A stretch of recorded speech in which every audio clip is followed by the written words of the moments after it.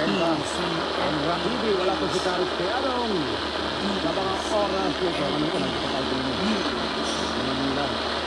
Dahil na itong araw po ng kalayaan ngayon, Independence Day, June 12, 2025, sa 127 po, sa taon na anibersaryo po ng araw ng kalayaan sa ating bansa. Ay, grabe. Maulan sa mga lugar. Ngayong umaga, bakit dumako ko sa Manila? At ganda sa pasyon ng Rizal Province. Ito naman, umuulan doon. Hindi ba lamang ngayon kung maulan naman? Kaya sa Quezon Driver, medyo makulimin na ako. Angas lang panahon. Ngayong umaga, maulan din daw. Ano? Kaya ingat ko lang ng mga isang mga tumobiyahe. Although wala akong pasok ngayon, holiday. Hindi kasi di pasok ha. Bago susunod na araw, pero sabi namin ay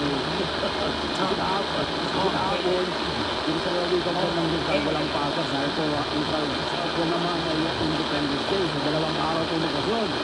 Na wala po yung pasok ang lalagi ka ng Rizal. Ano? Dito sa pasok, may party ng Rizal dito. Dati sa ay ibang lugar po na sinasabi na walang pasok sa panahon po ng ika nga po yung ang dami mga personal. Maraming salamat po sa lahat ng mga subaybay.